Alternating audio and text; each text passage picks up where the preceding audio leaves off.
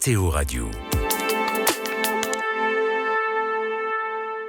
En ce début 2025, les touristes et pèlerins, habitués à voir une longue file serpentant d'un bout à l'autre de la place Saint-Pierre pour entrer dans la basilique, ont pu remarquer un changement spectaculaire. Le jubilé a en effet provoqué une transformation radicale dans la gestion des flux, désormais mieux régulés malgré une affluence qui demeure massive. Le 7 janvier, le dicastère pour l'évangélisation avait fait savoir qu'au cours des 2 semaines suivant Noël, plus de 500 000 pèlerins avaient déjà franchi la porte sainte de la basilique Saint-Pierre qui avait été ouverte par le pape François le 24 décembre.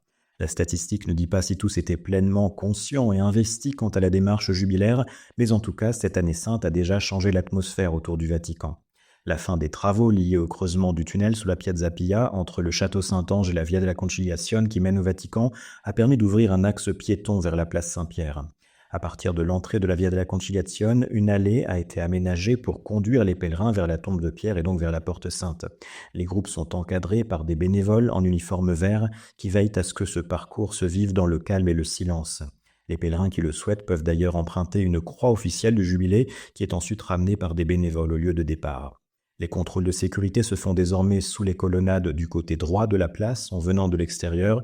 Les effectifs de sécurité ont été renforcés pour éviter tout effet d'engorgement et l'entrée dans la basilique qui pouvait nécessiter parfois jusqu'à 2 heures d'attente, voire plus, peut désormais se faire en quelques minutes. Le jubilé faisait craindre un effet de saturation des foules.